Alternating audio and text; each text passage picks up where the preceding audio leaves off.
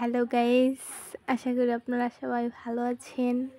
আজকে আবার আপনাদের মাঝে একটি নতুন ভিডিও নিয়ে আসছি। ভিডিওটির নাম হচ্ছে ফিটফাট বাবু। নাটকটি যারা অনেকে দেখেনি তারা দেখবেন, আর যারা দেখেছেন তারা তো দেখেছেন। নাটকটা আসলে অনেক ইন্টারেস্টিং, বাস্তব জীবনের সাথে এই নাটকটি অনেক মিল রয়েছে। এই নাটকের ফিটফাট বাবু আসলে কোটিপতি না বা কোনো অফিসারও না, কিন্তু তার পোশাক দেখে সবাই ভাবে যে তিনি মনে হয় বড় অফিসার। সে আসলে কামলা মানুষ, সে কামলা দিয়ে চলে, খায়, ফিরে, ঘোরাফেরা করে। সে ফিটফাট করে চলতে ভালোবাসে, তাই তাকে ফিটফাট বাবু বলে।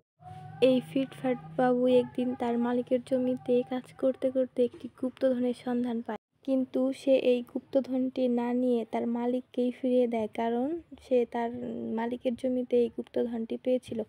এই বিষয়টি দেখে মালিক তো ভীষণ অবাক হয়ে যায়।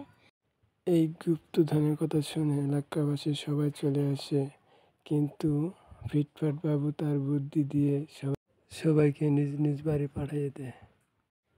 ফিটফাট বাবুর ভালো ব্যবহার দেখে সবাই তাকে ভালোবাসতে শুরু করে, কিন্তু দেখেন ভাগ্যের কি পরিহাস, এই ফিটফাট বাবু তো এক জায়গায় থাকার মানুষ না, তাকে তো আলাদা আলাদা জায়গায় যেতেই হবে।